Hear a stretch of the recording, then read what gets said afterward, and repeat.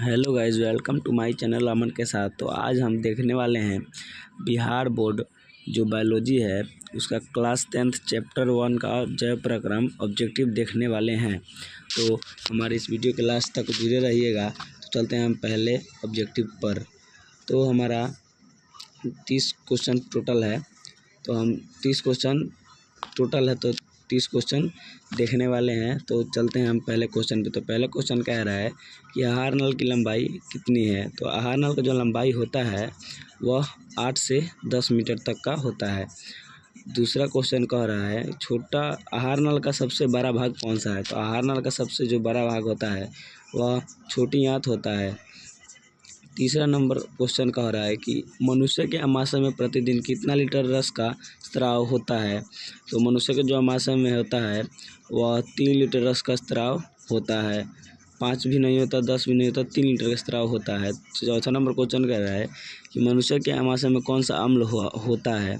मनुष्य के जो आमाशय में होता है वह होता है अम्ल हाइड्रोक्लोरिक अम्ल होता है, जिसको अंग्रेजी नाम है उसका रासायनिक नाम जो है वो HCl है, हाइड्रोक्लोरिक अम्ल। 5 नंबर क्वेश्चन कह रहा है ग्रहणी किसका भाग है। तो ग्रहणी जो है वह बड़ी आंत का भाग नहीं है, आमाशय का भी भाग नहीं है, ये जो है छोटी आंत का भाग है। A और C भी नहीं है, छोटी आंत का भाग है। तो 6 नंबर क्वेश्चन कह रहा है कुटपाद किस में पाया जाता है। Option A amoeba, B paramecium, C hydra, D कोई नहीं। तो जो कुटपाद होता है वह अमीबा में पाया जाता है। 7 नंबर क्वेश्चन कह रहा है दांत का सबसे ऊंचा परत क्या है। तो दांत का सबसे ऊंचा परत कहे या बाहरी परत कहे दोनों एक ही होता है। दांत का सबसे बाहरी परत होता है इनामेल। 8 नंबर क्वेश्चन कह रहा है मैग्नीशियम कहाँ पाया जाता है। तो मैग्नीशियम ऑप्शन ए है मनुष्य में, B जानवर में, C क्लोरोफिल में, D कोई नहीं। तो जो मैग्नीशियम है वह क्लोरोफिल में पाया जाता है। तो ऑप्शन C इसका करेक्ट आंसर हो जाएगा। और उसके बाद कह रहा है कि 9 नंबर क्वेश्चन कह रहा है कि पादप होते हैं। पादप क्या होते हैं। पादप अपने से ही भोजन बना लेते हैं, तो वैसे वो पशु होते हैं। और 10 नंबर क्वेश्चन कह रहा है कौन सा एंजाइम वसा पर क्रिया करता है। तो जो ऑप्शन है कुटपाद, B अमीबा, C लाइपेज। तो C लाइपेज ही हो जाएगा।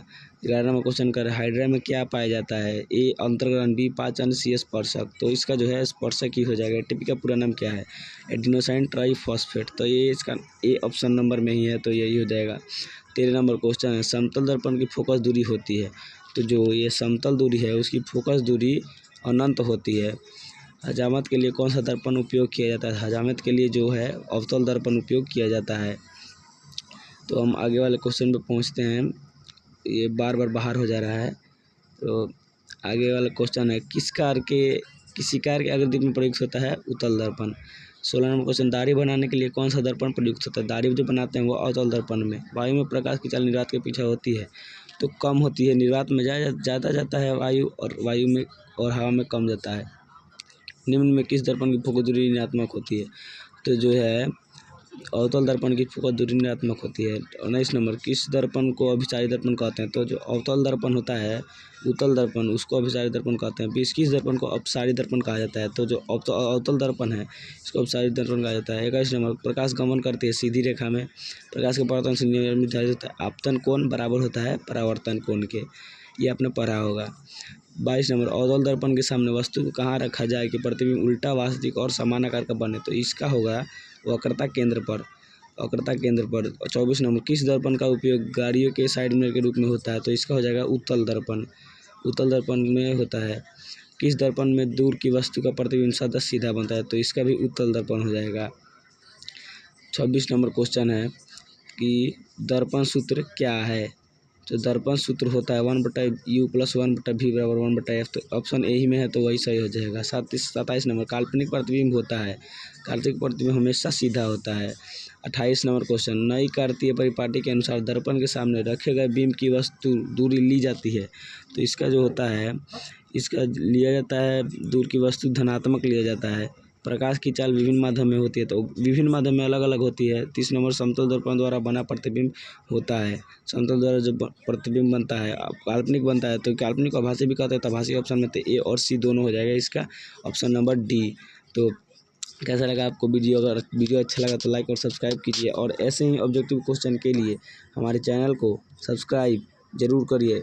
मिलते हैं नेक्स्ट वीडियो में, तब तक के लिए बाय बाय।